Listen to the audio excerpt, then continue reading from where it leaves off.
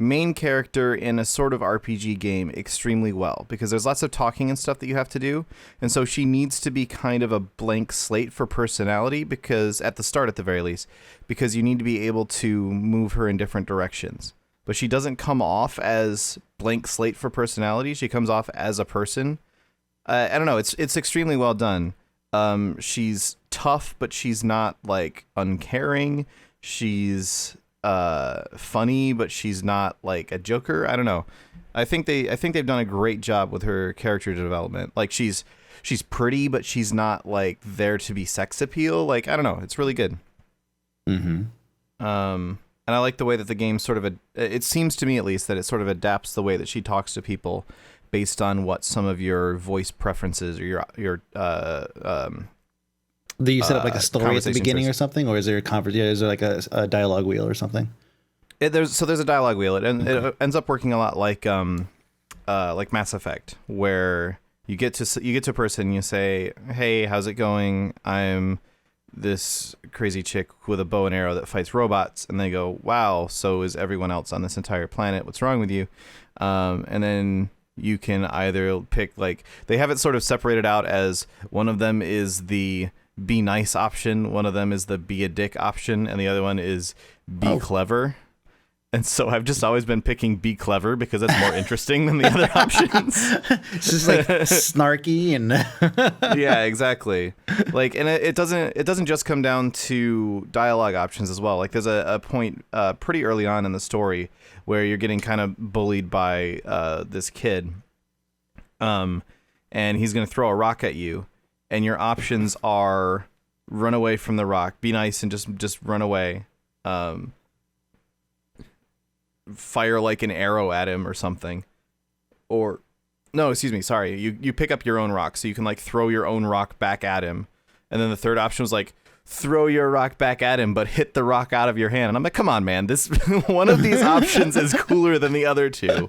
Of course I'm gonna pick the be a total badass that just knocks the rock out of his hand without actually hurting him sort of option, and just be like, man, I'm better than you at everything. But yeah, the game is fun. Mm-hmm. It's very derivative of other open world games, but the setting is really cool. It's beautiful. So, everything I've seen, I think, I saw it briefly at a friend's house, and he has like a big ass 4K HDR brand new TV, and it looks fucking beautiful. Obviously, the TV helps, but clearly the game actually has settings for HDR and all that. Yeah, is he playing it through the PS4 Pro? Yes. Nice. And it just looks amazing. There's a couple things where it's like, oh yeah, console, right? Like the second there's any amount of movement, the grass turns to fucking oatmeal, and that's it. You know, like they just starts running, and it's like this weird blur effect or a zoom effect or something. But still, like ultimately, those are the types of things that after a little bit of play, you kind of get over it. You kind of don't see it anymore. Yeah, I haven't noticed that even playing it on non 4K. So. Yeah. Well, maybe it's the HDR. Maybe the TV is just really good. I don't know, but I mean that's actually possible. Like maybe it's a function of the graphics are so fucking good when you're just standing still that as soon as you start moving, you now notice the weird shit. Yeah, it's definitely a good looking game. And the mechanics feel really good. I've seen some of the crazy given like it's kind of sandboxiness, right? In terms of like the way that you can approach certain situations. I've seen some pretty incredible, like almost like Rube Goldberg machine style, like traps and stuff that people are setting up, which is great. It's great that you can do that kind of stuff. That everything doesn't rely on, okay, go up to this thing and hit F, and like, and then you trigger an event and that's it. Like there's a little bit of depth and flexibility there. Yeah. Yeah, no, it's a really good game. I've really enjoyed the tiny bits of it that I've gotten to play so far. Because then the Switch came out and Zelda came out, and okay, yeah. So Zelda, this Zelda is really fucking good. I'm just gonna preface everything else I have to say right now with the fact that this game is really fucking good, and so you give it a 10 out of 10. I would not be surprised if it gets Game of the Year. Oh, it probably absolutely will. I'm sure. It's not a 10 out of 10. there are a few pretty annoying flaws with it. First of all, it's on the Switch, which means you have to be playing on a Switch in order to play this game, which sucks. Alternatively, you could be playing on a Wii U, which is worse. The Switch as a console so far is not impressing me. Right. There's a few issues with frame rate here and there. Like, it'll occasionally dip low enough that I start going, oh god, I can't actually tell what's going on anymore because the frame rate's so bad. The graphics are occasionally garbage. You have to use motion controls for some elements. Like, there's some puzzles and these like shrine things that you have to use motion controls for, which is, it would be fine if the motion controls were good, but they're not. It's also like, you can technically turn off motion controls for aiming, but if you do that, the aiming on the Switch, because the Switch is a piece of hot garbage, is just bad. There's some flaws, okay? Sure. That said, it's a game that it's weird. This is a game that the more I play it, the more I love the game, and not just from a perspective of, oh, I'm finding cool new things to do in the game. The more I play it, the more I appreciate the stuff I've already done in the game. And the more time that I spend with it, the more I understand how cool the stuff that I came across earlier was. And that's a weird thing to describe for a video game. It's not something that comes up in a long time, or has come up in a long time. It's very classic video game in that sense, where like, it doesn't necessarily hold your hand through everything, but there's multiple ways to do pretty much everything that you come across in the game. Like, there's okay, so I'll use a pretty straightforward example. There is a motion control puzzle at one point where you have to, like the Marble Madness sort of thing. You've got a ball and you've got to like roll it around. Yeah. And you've got to eventually get it through this maze and then over across this other side. Mm-hmm. So another thing you can actually do with that puzzle is just, so the ball like drops from the ceiling into the center of the maze, and then you're supposed to like move it around. The other thing you can do is just, as the ball is dropping, just swing the whole puzzle in a hurry and just whack the ball across the room over to where it's supposed to be. You can like turn the puzzle completely upside down and roll it around on this like blank thing on the other side. Seems very broken. But that's like one of the more obvious examples. There's other things like, okay, in this section, you're technically supposed to like shoot an arrow at this chain, which is going to then knock down this torch into these leaves, which are going to catch on fire. Then the fire is going to spread up and it's going to burn this bar off of this door, and then you can open the door. Or you can throw a fucking bomb at the door and it gets through it. And it's cool in the way that it sort of rewards you for taking different approaches to things. The other thing I'm really loving is just how, like, they've managed to actually nail open world in the sense that they don't need a marker on the map to tell you that there's something interesting to do somewhere, because there's something interesting to do fucking everywhere in this game. Like, it's just completely peppered with, there's something here. Like, you're just running along, you find like a little ring of rocks, and this ring of rocks, well, there's a rock missing from this, and then you find a nearby rock somewhere and you drop it in that spot, and a little guy pops out and gives you a thing, and you're like, wow, okay, that was like, I climbed a fucking flagpole earlier because I was like, there's a flagpole over there, I bet I could probably climb that. I climbed up it and I got to the top, and it was like, there's just a dude up there who's like, hey, here's the thing. I'm like, okay, thanks for being here, dude. Like, thanks for being here. Yeah, it's a good fucking video game. Yeah. It is. It's good enough to justify having purchased a Switch. Wow. Which I am not a fan of the Switch. Man, I'm so good, great. I'm glad that you and everybody else likes it. I think I'll wait until somebody successfully gets homebrew on it. At which time I think that'll be when it's worth a buy for me. On the Switch. Yeah, because I have it on my Wii, and it's actually the thing I did the most was basically use homebrew to launch emulators and whatnot. Right. That was the thing I did the most on the Wii. Ultimately, obviously initially there was all the games and shit that we would play, but ultimately I ended up switching over to homebrew as the game list kind of aged.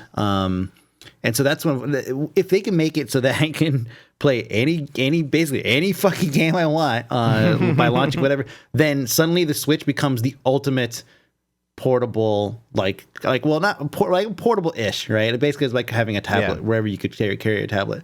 But basically, yeah, like a portable or mobile video game device. It would be the ultimate. You'd have everything. Yeah, like it's a good theoretical piece of hardware. There's a few technical flaws with it that really start to make you... It makes me want to, if I have the option to purchase something on Switch versus anywhere else, I'm going to go with anywhere else. Yeah. One of them is probably the biggest one is that the controllers are just shit. They're just not good. Yeah. I haven't been able to get a hold of a Pro controller yet to tell if it still has a problem. I've heard that's good. The Pro controller is good. Yeah, I've heard that it's good as well. I'm hoping that solves the problem for me. But the biggest issue is it has major Bluetooth problems. You remember the fucking Ouya ages ago, and how sometimes you'd have your little Ouya controller and you'd be controlling a character on the screen, and then that dude would just continue running in whatever direction it decided was the cool direction to run in. Yeah. Yeah. So it has issues where even when you're holding it in your hand, because it still uses Bluetooth to connect while you're holding it in the handheld version, it will have issues where it just stops responding to input for sometimes upwards of like 3 or 4 seconds. And in that amount of time, like in a game like Zelda, that means I've run off a cliff and died, or I've run into the boss and died, or some other sort of catastrophic thing has just happened. Yeah. It happens with an annoying regularity. And so once you slide them in, they're jacked in though, right? So they switch to... No, they're still Bluetooth. Oh, I didn't know that. I thought that once you actually lock them in, they become like... Yeah, no, there's no... Hang on, I'll whip it out here real quick. There's literally, because I have it right next to me, there's literally no contacts anywhere in this thing. Oh, okay. When you slide it in, like the console realizes that it slid in because there's like a button inside the side. Uh-huh. But the actual controllers, they don't connect in any way. They're still Bluetooth basically at that point. So that's a problem for me. And then the hardware itself just isn't terribly impressive. Like, it's locked to 900p. You can definitely see some artifacting from time to time. It's basically like I wish Zelda was on the PS4 Pro, because then it would be not only a really amazing game but also look fucking beautiful. But instead it's on the Switch, and it's worth playing it on the Switch. But man, I wish it was on something else. Mm-hmm. And hopefully, like, I'm hoping 2 things. A, that the Pro controller solves the Bluetooth issues for me, because it's definitely worse when you're using the controllers outside of the Joy-Cons, outside of the actual console itself. Well, that makes sense, yeah. Yeah, because... and it seems like a distance issue as well. Like, when I've got it plugged into my TV in the living room and I'm sitting on my couch playing, it's like I can't have the controller in my lap because then it stops working. Whereas the fat in your thighs is stopping the signal. Yeah, apparently. Just too much. It's getting too much interference from my dick. My know what I'm balls saying? too big. But even like, even here sitting at my desk, like I'll be, what is this? This is like 3 feet from where I have it set. And it will still occasionally have issues. So yeah, hoping the Pro controller fixes that, or possibly like a firmware update or something for the Switch at some point. Like, it just came out, so I'm not gonna be too angry of the fact that it's having some potentially software issues at this point. Right. Question. So I'm getting word that those connectors, there's little connections on the bottom of the controllers, do actually hardware it in, like hard link it in when you slide it into the thing. Now, I don't have one in front of me, so I can't verify this. And I obviously I've only given half a shit about the Switch, so I didn't really watch any unboxings or anything like that to really know. But so there is like a little connector looking thing. It appears to be made out of plastic, so I would be surprised if that was actually the case. Uh-huh. However, regardless, if anything, that makes the issue worse because if it's it can hardly be hardwired. still. Yeah. If it's hardwired into the fucking console and still having this issue where my dude just randomly wanders off, then yeah. Yeah. This is not helping. Wow. Hey, you know what we should do? What should we do? We should get out of this call because the connection's garbage and hop into my voice room. Okay. It's a safe space. Okay. All right, bye. Bye.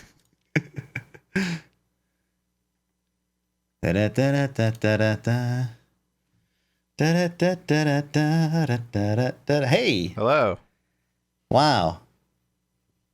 What a difference. Actually, you haven't really said anything yet, so I don't know. Well, I said this just now. Well, it sounds like complete shit. Thankfully, you're recording on your end, so the people at home who are not watching the live stream will get a better copy. Sorry. Yeah, you've been sounding fine to me, so. Yeah, it's really weird. Like, it totally sounds like it. Yeah, it's just this stream, but whatever. Nobody's complained yet. It's only me. Anyways, yeah, so the Switch sucks. Zelda's awesome. Yes. There you go. That'll work. TLDR. Mm-hmm. So yeah, I've been playing a shit ton of Zelda at this point because I need to, because Mass Effect is coming out soon. And I need to at least to finish Zelda by then. I'd like to have gotten a chance to go back to Horizon, but Jesus Christ, March. Could you calm your tits for just a minute, please? Yeah. Well, I have a game that I am totally madly in love with. It's called Oxygen Not Included. Yes. Maybe you have heard about this game. I'm having the same issue personally with Oxygen Not Included so far, which is that I've bought it and I want to play it, but I always just end up watching your VODs of you playing it instead of playing it myself. It's like it could just be a Clay game thing. Maybe that's what that's what happens. Yeah. So you get the gist. It's a colony game, and the best way I can describe it to people who maybe haven't seen it is like if you've ever played Fallout Shelter, which I think everybody who has a mobile device or a tablet has played Fallout Shelter, or at least knows about it. Imagine that, but you can actually have more direct control over not just your individual occupants, right? In this case, they're called dupes, but also in the actual structures that you're building out for the rooms. So like the design of the rooms is not plug and play, right? It's, tap on something and like, boom, now you got a, 1x2 room, and then you can hit another button. Now it's a 2x1 or whatever. It's you could actually design it out and tile it out similar to like Starbound or something, right? And then you have regular characters and stuff like that. And you basically have to survive. It's a colony like survival game basically. And the way the game works, like the pressure is on you because obviously you have to like find a way to sustain these guys for as long as possible. And it's in alpha right now. So and if you didn't catch it, Clay, the same guys that made Don't Starve. So obviously I'm gonna be into it initially. Yeah. But it's what they do is you have a bunch of systems of stuff. Some of them are researchable items, and obviously you need to have like a specific piece of equipment in order to do it. In this case, they have a computer and a supercomputer or something, and it just unlocks different tiers of things that you can research. And you have to have dupes that basically go around and mine and collect resources, and then others that build, new equipment or that build maybe batteries, and they jump on treadmills. They run on treadmills for a little bit to charge the batteries. And you have all these different types of purifying systems. You can actually get down to the level of that's the other game, Prison Architect. It's got that level of detail in terms of like running, ducts and electricity and all that stuff. Right. Water pipes, but then it takes it like a step further. Like initially you get in, you're like, oh yeah, this is kind of tough. Like it's a tough game to get into, just like Don't Starve, right? But once you overcome a couple hurdles, then suddenly you find yourself, oh yeah, now I'm hitting 50 cycles easy. And then you get to the point where it's like, oh man, now like for me, I think I'm like at 200 or something on like one of the two saves. I can't remember which one it was, one for the YouTube series and one for the live stream. I'm definitely like beyond 200 in one of them, I think. But at some point, you get to the point where you could hit that 200 mark, and you just have to make a couple sacrifices here and there. In my case, there's usually a great purge that occurs thanks to usually starvation of all things, and oxygen not included. And it typically results in some kind of a wipe. Occasionally you'll lose a duplicate here and there because, they did something stupid, or because they misjudged how far they could go somewhere where there's no oxygen, and they actually suffocate out there because they can't make it back in time.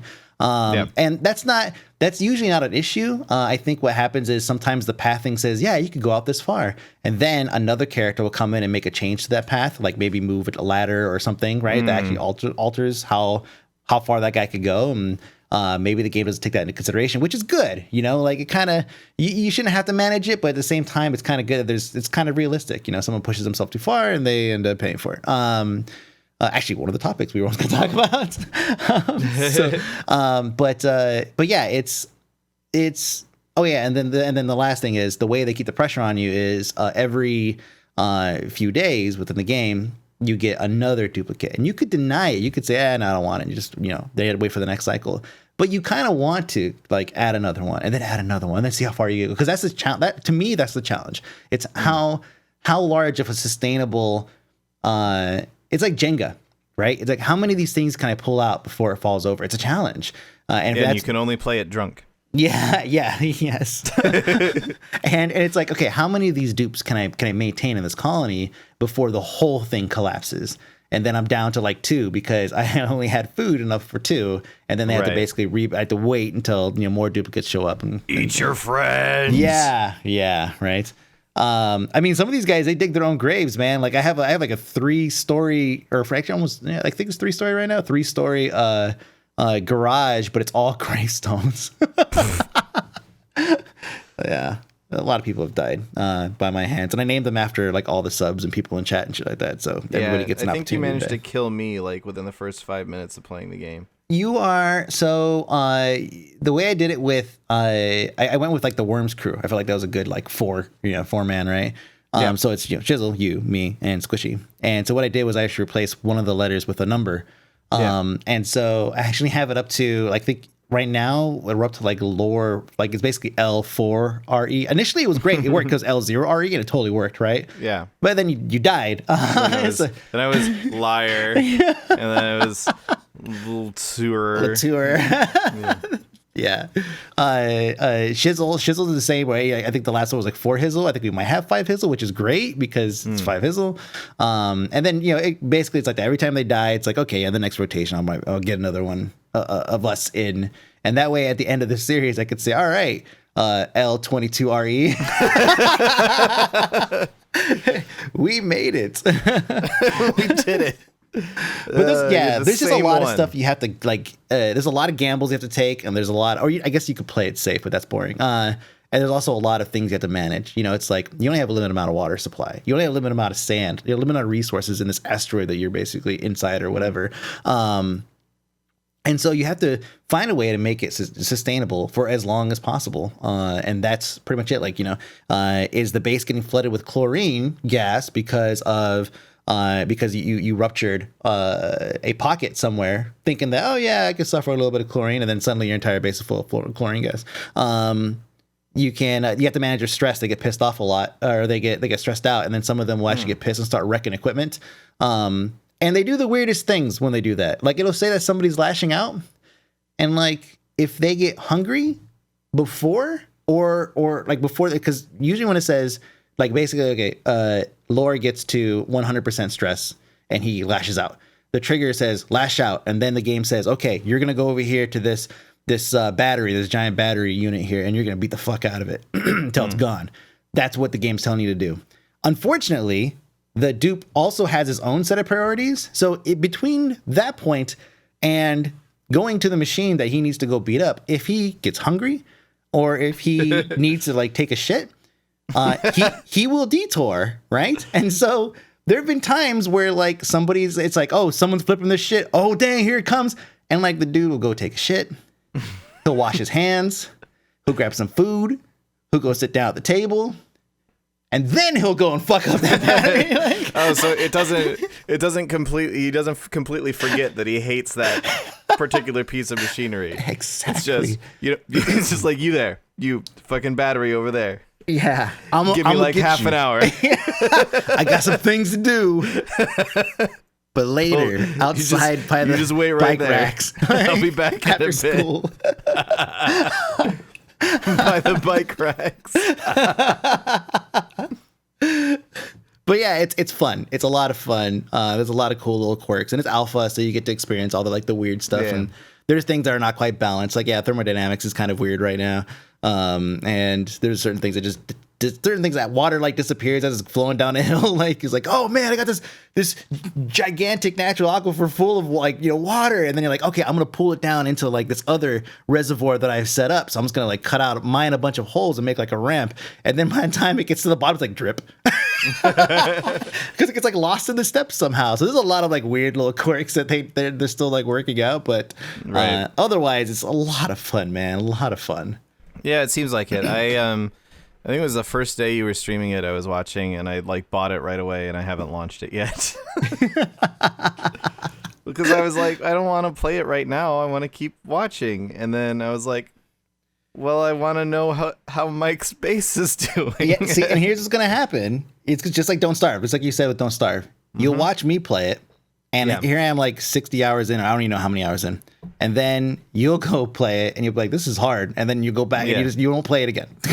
Well, yeah, exactly, because I'll just be like, man, I could build a giant base. I could. It'd take me ages. It took Mike like 6 fucking months. I guess I'll just watch and see what he's got going on. Yep.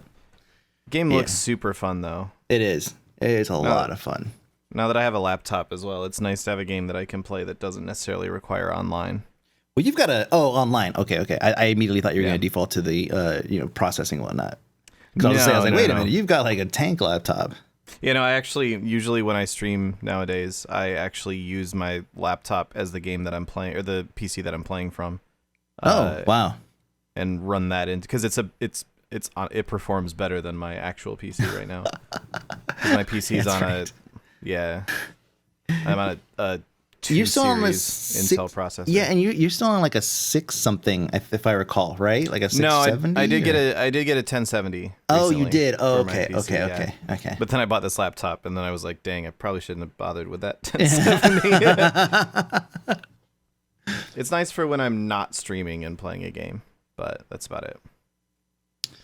Yep. So, we've gone through several of our topics that we had so far. I don't know anything about this one. So I could explain. It's actually pretty interesting, I think. Okay. So do you know who Big Nick is? It's a name that I've heard. The zombie soundtrack? Oh, yeah. Okay. Yeah, that's him. Okay. The game that was attached to is called Corporate Lifestyle Simulator. So he's a game dev just like anybody else, but he's also a very talented producer. Nice. And his soundtracks are always really good. And he just has a style that's just very accessible to anybody who likes, just electronic music in general, And so he's making this game called Domina, and he gave me this early access. It comes out, I believe, April 3rd. And it's a game where it's basically like a gladiator arena type game, and you get these little characters. Oh, I've seen this. Yeah, you get these little characters. They all have their own like individual stats, and then you could assign them gear. Right, you could buy gear and whatnot, and you're basically the manager. You're like the pit owner or whatever you want to call it. And there's a little bit of politics there because you got a couple of these influential people who are there as kind of like they act as sponsors in some cases to like some of your gladiators, or they could actually sell you more slaves to turn into gladiators, or actually in their case they actually sell you straight up gladiators. But you go to the market and buy slaves. You go into like pit fights and stuff like that, and there's always there's a bit of a random element because every several days you're scheduled to basically go into the arena, and the arena that particular fight is usually random, and it could be completely lopsided. It could be like one versus many. So you have to like send your best dude out there against like, 4 guys and a fucking lion or something, which is great because right now the AI is weird. So like the guys usually feed themselves to the lion. So that's super cool. Definitely an early alpha bug, right? Right. But yeah, there's just all these different things. There's like tech trees and all that stuff that you could like spec into to unlock new classes and whatnot. So there's a lot of really cool stuff. And the best part is for me is that you can choose whether or not you want to actually play the character in the game. Oh, interesting. There's a thing called mind control that you could research really early on, like almost like right away. And when you research mind control, that allows you to actually control a character. And then you hit tab to switch to maybe another character, another gladiator that's on your team. I streamed it the other night, and we did an entire playthrough because it's like 1 year, basically it's a timeline within the game. We played through the entire year in like 2 hours or something like that. And I didn't play at all. I just named everything after chat. No, sorry. Let me back up a little bit. I'm getting my Oxygen Included mixed up here. But everybody was named after people in chat, right? Right. And so it was completely out of my hands. I would just let them go in there, and I would just make sure they had the best gear, make sure they're fed, flip them a coin every once in a while for morale, and then I send them into battle. And if they die, then that sucked. So the best part is, and this is the reason why I put it in here, because the game is great. It's a lot of fun. He has a Twitch bot that hangs out. You can basically connect it. Just put in your channel name. It'll connect to the channel, and then it will pull the list of either anybody's name, or you could just choose sub names. There's a little checkbox there, sub names, and it will name the characters in the game after the people who are in chat, who are subs or whatever. Also, what the bot does is during a fight, you can cheer for you could type in exclamation mark yay or exclamation mark boo, and then you could also cheer with bits, and then add like the exclamation mark yeah or whatever, and you can raise the actual pot if you were to win. Oh. So if you go into a fight and it's like, oh yeah, you're gonna win 300 gold, and then somebody's like, whatever the command is to in chat, and then they throw you like 1,000 bits, which is $10. Now all of a sudden you have 1,300 gold. But if you lose, then you lose that 1,300 gold. Yeah. But you get to keep the $10. Well, yes. I wasn't expecting that it would like take away the actual cheer that you got. That's super cool though. That's really clever. Fucking cool. Yeah. And then on top of that, the bot will occasionally pimp out the album, which is not released yet, but it would link to the album. And I just think it's brilliant. Like there's utility there. There's cross promotion. There's fun. People in chat love it, and I love it. It's just Yeah, like I think that's kind of the direction the industry is going to be in. Maybe not for mainstream titles, but especially for indie titles in the next like couple of years, is finding ways to have some sort of element of your game that can hook directly into Twitch in some capacity. Mm-hmm. And like you see games like was it Streamline, where the people in your chat are like voting on stuff that happens to you in the game, and like that's cool and all, but that's very, very sort of like it's very forceful in the Twitch integration at that point. It's like this game now revolves around the Twitch integration. Mm-hmm. But the implementation you're describing here is, I really, really like how elegant that is, because it doesn't take anything away from the game at all.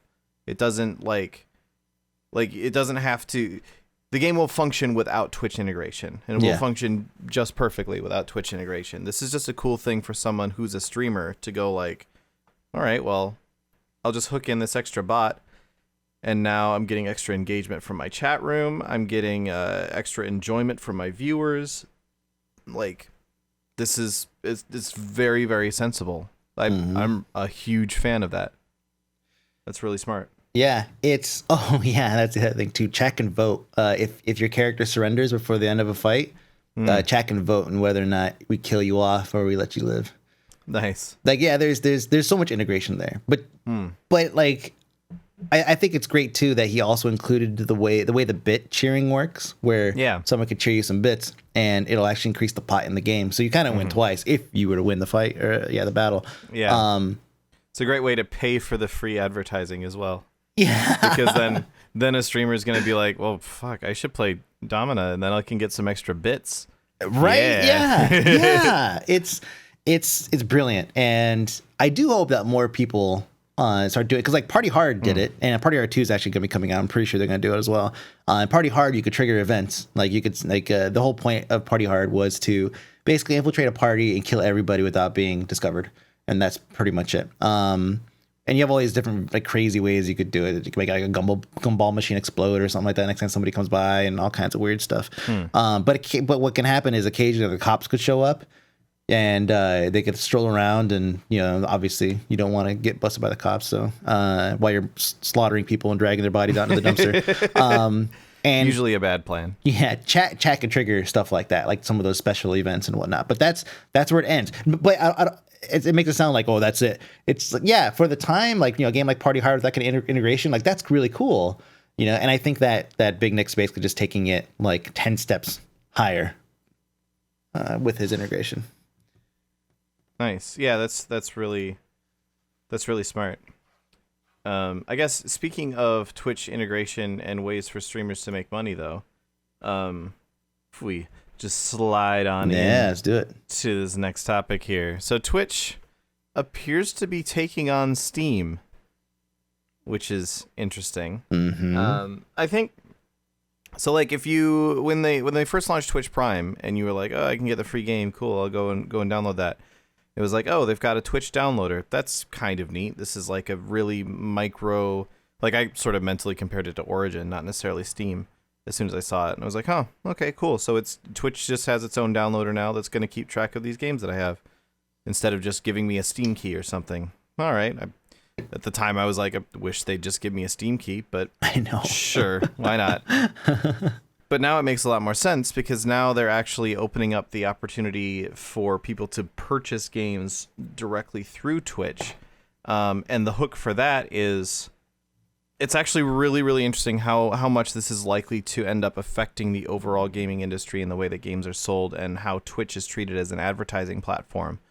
Because streamers can now advertise for basically the game that they're streaming. I think they can advertise for others as well, but obviously it's going to make the most sense for them to be advertising for the game that they're streaming, or having a referral link, not necessarily an advertisement, but like a referral link sort of thing. Yeah. Where you can say, hey, I'm playing, I don't know, Mount Your Friends. Here's a link where you can buy Mount Your Friends, and then the streamer gets a kickback if they sell it. And that's one of those things that had never occurred to me, but it's so ridiculously obvious when you think about it. Like, obviously I work for Blizzard, and thinking about it from the perspective, and I should include a caveat here that I actually have no idea what Blizzard's plans are in regard to this whatsoever. I've not been involved in those conversations at all. So maybe Blizzard is going to want to sell games through this, maybe not. We don't sell games through Steam, so it might be a little bit weird, but anyway. You have so many disclaimers over the history of this show. I wonder if you actually do anything at Blizzard. I mostly just drink, and you're doing a really good job of that. Yeah, I'm keeping up pretty well. I'm at that annoying level of drunk where all of the thoughts are making sense in my head, but then when I go to talk, my mouth is just like, how about we just put the tongue on this side of the mouth instead, so you can't actually say what you were trying to say. Hard mode. Exactly. But yeah, like the whole like buy a game through, and then you get a 5% cut. Yeah, I'm sure that's a negotiable thing for some people. And it's so valuable for the publisher as well, because like imagine like when Legion just came out, for example, and like everybody was streaming it, including people like Lyric and Summit and JP and all the basically every top streamer was playing Legion when it first came out. If there was a fucking link right next to the like, Lyric is playing World of Warcraft, buy now, like that's so ridiculously valuable. Yeah. And so it's it's kind of like I said earlier, it's something that hadn't really occurred to me, but it's in hindsight kind of surprising that it took this long for it to happen, because it seems so obvious. Like, if Twitch really wants to push themselves as this is a major platform, and really they don't even have to push that much anymore. This is a major platform for getting you the name of your game out there, driving revenue to your game. Publishers, you should be wanting to work with Twitch as much as possible in order for you to get the extra exposure and get the extra sales of your video game as a result. It just makes a lot of sense. Mm-hmm. I don't know that they're going to necessarily get to the point, at least in any time soon, where people go, I would like to buy, I don't know, Horizon. Horizon's a bad example. I'd like to buy Mass Effect. I'm going to go to my Twitch app and buy it versus I'm going to go to Steam and buy it. Yeah. Right? Like, I think Steam is still going to kind of be the de facto for a while, but we've seen so many like Steam competitors come up over the years. Many of which I can't remember the names of right now. And the only real surviving ones are publisher exclusive. So like Origin is just EA. Uplay is just Ubisoft. And even Uplay, they just had a rebrand. You know, you don't rebrand when your shit's successful. Yeah, exactly. And like Blizzard has the BattleNet app that you can buy games through, but we obviously only sell our own games through that. This is the first that one has really had a solid hook that I've thought to myself, you know what, actually this could work, and this could be the edge that they need to beat the market share power that Steam has. Mm-hmm. Because Twitch also has a pretty good market share. Oh, yeah. Especially in gaming. The last thing I want to tack onto this is the mention of the crates, the Twitch crates. Oh yeah, I think that's pretty brilliant, and I think that's like, what a Twitch crate is. It's basically, here's what it says verbatim, because it doesn't necessarily say that it'd be sold individually, but it says another incentive for Twitch shopping is the introduction of Twitch crates. By shopping via Twitch, the community will receive a free crate that includes random items such as emotes, chat badges, and bits for cheering. And the reason why I say verbatim is because it does say shopping via Twitch, the community will receive a free crate. But what it doesn't specifically say is if you can buy a crate directly. But just that system, like that's some pretty good incentive, man. Like I don't give any fucks about the cards that Steam has, the Steam trading cards, but I will always look to see if I have a good one. I'll always look. It's like, oh, you got cards. It's like, man, I don't give a fuck about cards, but I wanted to see, do I have a good one? Let me see. You know, I want to have it. You know, and so emotes is kind of like that. You know, there are people that that I sub to that I haven't watched their stream in, you know, maybe more than 5 minutes in an entire month, but they have a good set of emotes, and I want those emotes as part of my arsenal, because there may be a time when, you know, the high guy orgasm face is the specific face that I am making at that very moment, right? That's the one that I need. So it has to be in my arsenal. The Devo oops I've used so many times. Even because the mobile app on iOS, it allows you to actually take any of your it links to your Twitch account, and so I think if you have Twitch installed, so you have access to all of your sub icons. And so even in fucking SMS, I am attaching stickers of fucking little devil oops. Like whenever somebody says something, I'm like, ooh. So yes, like Good. Twitch crates is brilliant. Good. Whether it's attached part of a bundle when you buy a game, hey, here's like 3 crates. Whether it's, you know, how often you're using the service, hey, you play like 2 hours using, you know, the Twitch app or whatever. Twitch launcher, you know, hey, here's a crate, you know, or they're just selling it directly for, you know, however much. Like, still, it's brilliant. I'm just laughing at your chat room now with all the Devo oops. All the Devo oops. Yeah, no, it's smart. Honestly, they're doing a lot of stuff right now that makes a lot of sense. And this is only like the first thing on the list of what's Twitch been up to that we had to talk about. Yeah. Because they're also, a while back, they bought Curse. Everyone was like, that seems like a strange acquisition. I guess they're getting into the World of Warcraft add-on business. Nobody said that. No one said that. Yeah, no one said that. No, they bought it because they wanted the Curse app. Yes. It was pretty obvious.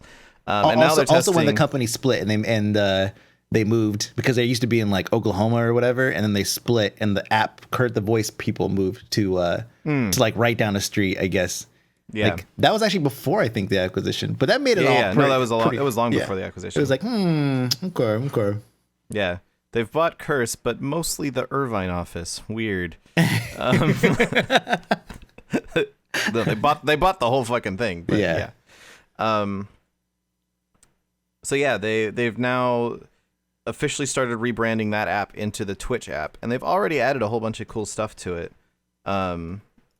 Like you can now watch streams directly from the Twitch app.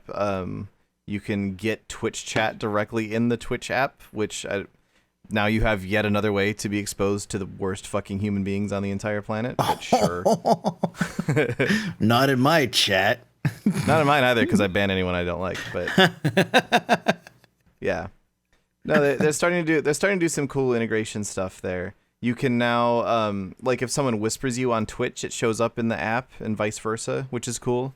And I kind of feel like that's just scratching the surface. Of what they can really do with that thing. I'm looking forward to seeing what they end up doing on mobile, because now they kind of have 2 mobile apps. And that's weird. Oh, yeah. Huh. Yeah. Because they have the Twitch mobile app, obviously, but Curse also has a mobile app. But the reason I say that I'm looking forward to seeing what they do is I kind of don't really like the Curse mobile app that much. Okay. It's not bad. Don't get me wrong. It's decent. It's not as good as like the Discord mobile app. Yeah, Discord mobile app's good. And the Twitch mobile app itself has come a long way, and that's actually in a pretty good spot at this point. So I don't know. I'm interested to see what they decide to do there. Oh man. Yeah, and also on their apps on oh man, if they do like a full integration, which I feel like that could be could make Twitch just bloatware. But yeah, like they had to be really careful how they integrate it. Well, and the other thing I just thought about is like this hadn't even occurred to me. Like there's Twitch apps on like PlayStation, Xbox. Like what sort of opportunities are there for that now? Could they integrate Twitch with your PS Plus somehow? So now you can have like all your PS Plus friends and like talk through that. Like, is there some way to make all that work? I don't know. There's a lot of cool potential options that could really come around to. Yeah. Is this going to kill Discord? I don't think so. At worst, like, so Discord already does a few things better than the Curse app, in my opinion, or now the Twitch app, in my opinion. There are things that the Twitch app does better than Discord as well. The fact that so many Discords are so established at this point means that Discord isn't really going anywhere anytime soon. At the very least, they've got a long ass time before they really have to. Yeah, they don't have to worry about it for a long time. And if they get screen share, oh my god! If they get screen share soon, then that's a huge step for them. Like, basically screen share and video for calls and whatnot. Are you talking about for Curse or for Twitch or for Discord? For Discord, yeah, because Curse already has that, which is cool. Well, /Twitch already has that, but yeah, it's another interesting move that I think everybody just kind of saw coming, but it's cool to see it like actually on the way now, and it'll be interesting to see where they go with it in the next like few months or something. So Twitch, they're now taking on Steam, they're taking on Discord, and the other one is they're now taking on like Twitter and Facebook with this like Twitch Pulse thing. And that's the other thing that I'm thinking about, like for the mobile app, like a social media network that's not on my phone is 100% useless to me. 100,000% useless. I have no use whatsoever. Thank you. Absolutely. Yep. But if they can implement that in the mobile app, so then now I'm getting notifications. Oh, someone's just said something on Pulse. And it's like, oh, someone's shared a clip. Like, there's some potential there for it to at least be moderately useful. To me, I sort of take it as useful from a marketing and general like community perspective, not necessarily from I'll just do this instead of Twitter or whatever. Like, it's not going to replace Twitter for me. It's not going to replace Facebook. It's not going to replace fucking Instagram. But I could see it being a cool way to send updates to followers on Twitch in a way that's specifically tied to that particular audience. And there's ways to use even similar social media network, because right now it kind of works out a lot like Twitter in the way that it's presented. Mm-hmm. Just the fact that I know everybody on Twitch is 100% gaming related, even though, like, for me personally, I know pretty much all of my audience on Twitter is gaming related as well. Except for K Pike. Never mind. Sure. But yeah, it's like favorites. The different ways that people tend to utilize different platforms. I don't know. It's interesting there. And like, it's interesting the potential for ways to drive people to follow your channel, which then also means that they're going to get notifications when you're live streaming. It means they're more likely to subscribe. They're more likely to give you bits and so on. It's a cool idea. They're going to have to be really, really careful with it to not pull a Google Plus though. Yeah, right. God, what a great way to put that. Or the other one that was all black and white. Elo, yeah.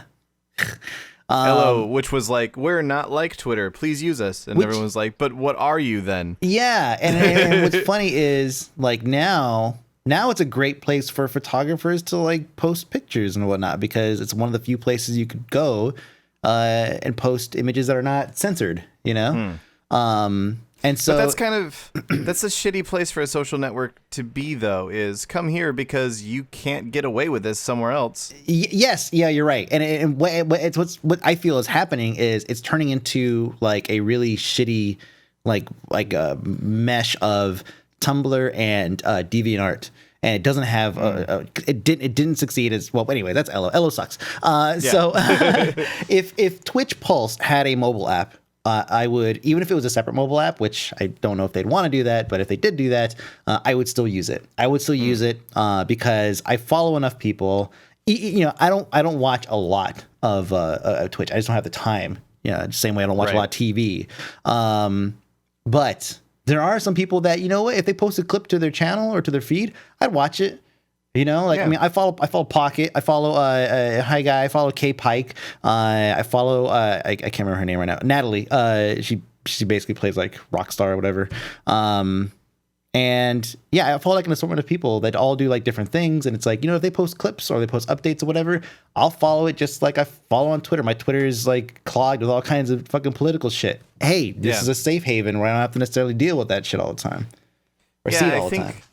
And I think that's the angle that Twitch Pulse really has that could end up being really, really good, is not so much necessarily like, oh, you follow Summit and Summit posted that he was going to be streaming later. Like, okay, sure, you were going to get the notification anyway, so you're not that worried about it. Also, you're doing something later, so this is irrelevant to you.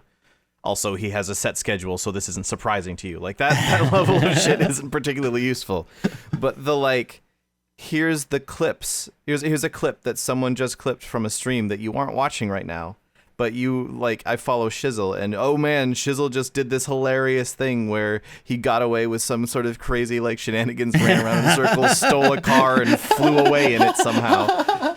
A helicopter exploded and he flew away with it. What? Yeah, helicopter exploded. He grabbed a hold of one of the rotors and rode that down somehow. Like, that's the level of shit that I want to see clipped. Yes. And like, that's the sort of thing that could show up in a feed like that, where it's like, okay, you're scrolling through, and not only are you seeing like, okay, yeah, Rudism tweeted that or pulsed that he's going to be doing something crazy with a controller earlier, but you're also getting clips like where someone says, here's Rudism getting a 5 kill streak as Genji while he's playing with a fucking, I don't know, voice controls through Alexa or something. I don't know, like.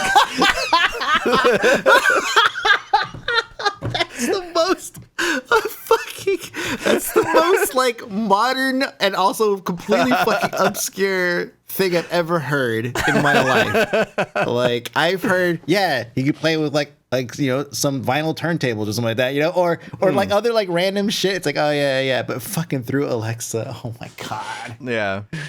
Yeah. Like, having that sort of thing in there, and like so and so was playing this game, and like, oh shit, I didn't know, or so and so has just gone live, like in the same feed like as everything else, so that the streamers don't have to be sitting there going, hey everybody, I'm going live right now, you should check me out. Mm-hmm. So it's just there automatically, and you can just see it, and you know what's happening. You can catch especially the clips. I think the clips is going to be a really big angle for it. So that I'm actually really excited about the potential there. I think that could be really, really good. It's really easy to look at this because I did it at first too. I was like, really? You know, like it's like, oh, they're making their own Facebook. I was like, really? Yeah, but then when you think about the like what kind of media you consume, it's like all of a sudden it's like, oh, well, shit. Yeah, this could be a great, singular source for just very specific stuff. I like it. Yeah, and that's kind of the running theme with Twitch right now for me is they're, especially now that they're part of Amazon and they're starting to really embrace being part of Amazon. Mm-hmm. Like we're getting to the point where it's now, okay, pretty much everything in my life hooks back into this somehow through some means or another. Like, fuck, I just discovered today that Amazon Prime now can deliver my favorite beer to me within 2 hours. So I'm like, I'm never fucking leaving the house ever again. Yeah. I'm just going to sit here. This is why I'm drunk. It's amazing. I was sitting at home earlier. I was playing Breath of the Wild, playing Zelda. And I was like, man, I just realized that I'm out of beer. And it's like 5 o'clock and I'd really like a beer right now. And then I was like, I wonder if Prime Now will deliver beer. And I was looking through it and like, oh my God, they have Bell's Two Hearted. Oh my God, this is amazing. And I ordered that and a bunch of random other stuff. Played Zelda for another hour. Then I had beer. That's way better than going to the store. So this actually is a good segue into like the data play that Amazon, who already has, I mean, they have the data play to rule them all, right? Yeah. I mean, there are tons of companies that use Amazon's, data services. I forget what it's called specifically, but basically it's the way that they process metrics and whatnot that use their services because they have all their shit together. But think about it, like if you're playing Breath of the Wild, are you streaming it by chance? I've been streaming some of it. Some of it. All right. So let's just say hypothetically you were playing a game on PC, right? And you were streaming it. If you had the Curse app installed, or the Twitch app, Twitch app would be able to see what you're playing, right? They would know how many people are watching you play this game. And then you go on Amazon and you order some beer. They know that you ordered some beer because you couldn't pull yourself away from this game to go and buy a beer. And you couldn't cut the stream or for whatever. They know everything, full circle, of what's going on there. The levels of what products did this person buy while playing this video game? Mm-hmm. Oh my God. It's huge, dude. I'm telling you, it's huge. Yeah. It's there's a lot of stuff. I mean, data is like the big thing right now. Like when I see ads on sites, it's kind of like like big sites that have lots of data. I'm just like, why are you even bothering with ads? They pay garbage right now. Data is huge. To be able to know everything that somebody is doing, what they're doing while they're doing something almost completely unrelated, that's massive. Yeah. My job is very, very data driven, and a lot of what I end up doing as a result of is a result of data that we've collected, where we can be like, okay, we've learned that this sort of player who participates in these style of activities will stick around with the game longer if they do this other thing as well. We need to find ways to reach out to that specific player, that type of player, and get them to do this other sort of activity, because we know, historically speaking, that makes them more likely to continue playing the game. They're likely to enjoy it. We just need to get that across to them somehow, that this is a style of gameplay that they're going to like. Mm-hmm. And so that leads into a lot of not so much directly the stuff that I end up doing, but on the community side of things, where we end up thinking, okay, well, let's form a strategy here. What features do we want to start to drive people towards, and so on. And that's sort of modern marketing, basically.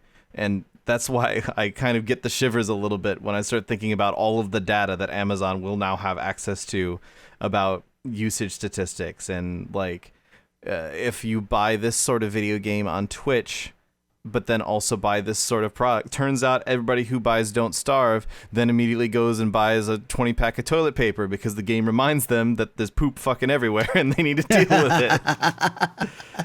it. That level of being able to draw those comparisons. So much of the current market, quote-unquote, knowledge around video gaming especially is assumed. The biggest thing that drives me up the fucking wall is the whole women don't play video games thing. It's like, well, because the data shows that most people who are into video games are male. It's like, okay, well, where did you get that data from? Well, what we've done is we've polled Twitter usage, and we've looked at all of the tweets about this video game, and determined that most of the people that tweeted them were male. It's like, oh, well, how did you determine that? Well, we did this other study that showed that most people who play video games are males. So since they were tweeting about video games, they must be male. Therefore, mostly males play video games. Is this like? It's the most weird cyclical bullshit. Yeah. Like, it's actually like, man. Like you can actually see a lot of this yourself. I know a lot of women, like this happened for Olivia as well. Like, you can go into, if you don't have your gender set in your Google profile, you can go into your Google profile and you can look over, like, because it has this thing where, I don't remember exactly where you find it, but it has this thing where it shares who it thinks you are and why it's giving you certain types of ads. And so it'll say something like, well, we're showing you video game ads because we've determined, based on your search priority, based on your search functions, that you're male, and your search functions were for video game stuff. So that's why we're showing you video game ads. And we pulled that data because yeah, exactly. That's funny. It's really, really ridiculous. Like, I've seen people, I've had representatives from actual social media networks like come to me and say, well, we've pulled all these metrics about your video game, and we've determined that your audience is 97% male. And I just went, that is flat inaccurate. I don't believe that that's true. They said, well, we've determined that because most of your followers tweet about video games. I'm like, oh God, here it goes. Yep. You fucking idiot. That's because they play my goddamn game. Oh man. So actually tying that back into what we were talking about, actually having data of, okay, this person bought World of Warcraft and also tampons. Hey, now we have a good idea of what's going on here. Like, that's some relevant shit. Mm-hmm. Yeah. They fucking know everything, dude. Yeah. Do you have a dot? Just out of curiosity, do you have a dot or an Echo or whatever? Any Amazon device that can hear you in the house? Several. Oh, you do? I have both. I have an Echo and a Tap. Okay, so you're just So. Oh yeah. Besides the CIA, Amazon thing, is listening to me all the time. They're always listening to this. To They're listening. There's one less than 5 feet from me right now. Yeah. Oh, it's listening to this whole podcast. Oh shit. Yeah. So it's Alexa, volume 6. Alexa, are you listening to me right now? Hi, I'm here. I started listening when you press the mic button or use a wake word. Oh, did you mute her?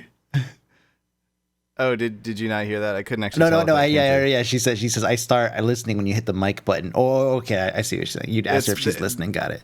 That's the tap. It used to require you to push a button, but now it just listens all the time. Yeah, now it listens all the time. No big.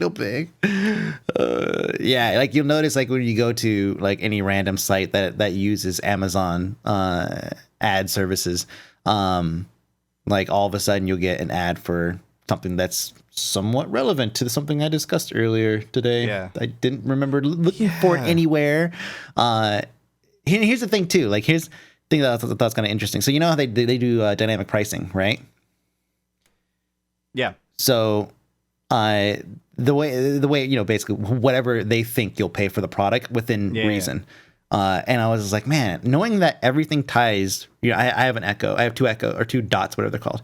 And I have one upstairs, one downstairs. Knowing that they're always listening, I kind of want to just walk around the house and just be like, yeah, I want a Canon 1DX. But I will not pay any more than $1,500. Like, I just want to see, like, maybe I'll get lucky and I'll sit down and we'll be like, oh, yeah, look at that Canon 1DX. It's like, for $1,500. Well, who'd have thought? But yeah, they're always listening, which I know sounds like weirdly paranoid, but I'm not paranoid about it. Because I'm not saying dumb stuff, I guess. But it is weird though that something is listening.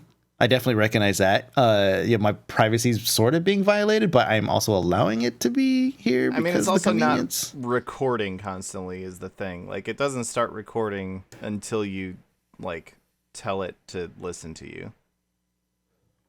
Theoretically. It's always listening, dude. It's definitely always listening. Just like your fucking phone with the Facebook app. The Facebook app will definitely listen to everything you say. Oh yeah, dude. Facebook's fucking ads are so like they're creepy. How on point, pervasive, and just like very direct and. It's not. So here's the thing. I find myself going to Facebook to look for shit to buy. Because the ads are so like on point and targeted for me at this point. It's like, okay, it knows what I want. I find myself clicking on the ads more than I find myself clicking on things that people have said. Like, yes. Instead of here, I just loaded up Facebook. Yeah. The first thing that shows up is a coworker asking, "What's your favorite thing on Netflix right now, and why is it The Great British Baking Show?" Okay, yeah, cool. Second thing is, "Oh, hey, here's a thing that can help with snoring." Now I'm kind of interested. It can hear you snore. That's how it made that. Yeah. Yeah, various other posts that I'm just sort of scrolling past and not really paying any attention to. Oh, it's a happy birthday card. Maybe I could, it's a nice card. Maybe I could get one of those for Olivia. That would be cool. Here's one. This is like... It links to a Kickstarter for an intelligent wearable voice recorder. And it looks like just like a cufflink almost. Yeah. They're pretty spot on. And it's because, they're listening all the time. Yeah.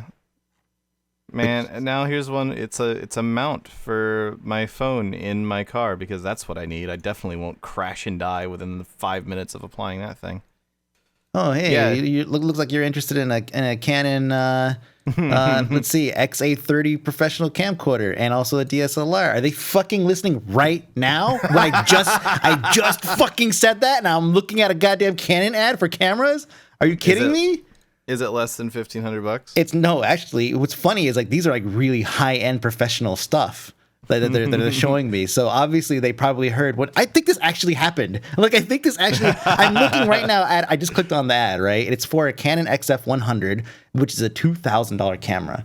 So I really truly do think that some device within earshot of me heard me make that joke about the Canon 1DX, which is a very expensive DSLR, like a $5,000 whatever, and was like, oh, this guy buys expensive Canon shit, and put it in my fucking Facebook feed that I just loaded right now just for this segment of the show. I cannot believe that. I cannot fucking believe that. What the fuck? They're fucking listening, man. That's They're creepy. listening to you right now, and they want you to buy a goddamn camera. Hitachi vibrator. Hitachi, baby. Vibrator. 100 speeds. Shit's nuts. Let's go, Hitachi vibrator. All right, I'm gonna refresh real quick. Hold on. Refresh. Let me see. Come on, baby. Come on. I was gonna scroll down. Really far, then do a Control F for Hitachi. This shit works. Oh man, I'm freaked the fuck out. Show's over. I'm leaving. Okay, no Hitachi. Okay. It's gonna be weird if it shows up in my feed now. Yeah, nothing anywhere. Whoo. Okay. Yeah. Nothing yet, anyways. Now I see an ad for socks. And the dumb part is I actually kind of want to buy these socks. No, not going to buy the socks. Done with that. So yeah. Twitch is taking over the world as part of the Amazon umbrella. Yep. And someday soon, there's going to be a huge battle between Google and Twitch. And Amazon, and who knows what's going to happen as a result of that. Probably Amazon will be like, hey, actually, we have all of your servers. It's going to be, oh God, that's totally what they would say. It's gonna be like that Google's on video that predicted like the future of technology companies and how they would merge and all that stuff. And it predicted that Google would actually merge with Amazon, and it'd be called Google's on. It got a lot of other things like incorrect, well, obviously including that, but it got a lot of things like wrong. But still, like it's the directions that it was kind of taking the narrative in terms of like what the predictions and what could possibly happen. All were very feasible and have happened, just not to those companies. Yeah, but yeah, we might see some crazy weird merger or something. I have no idea. Yep. I'm still looking for that Hitachi ad. Just hoping it fucking pops up somewhere. Nice. Well, I think we've done a show. We have. It was a good one. We've successfully done a show. I'm just gonna go continue to be creeped out and play some dirt. Okay.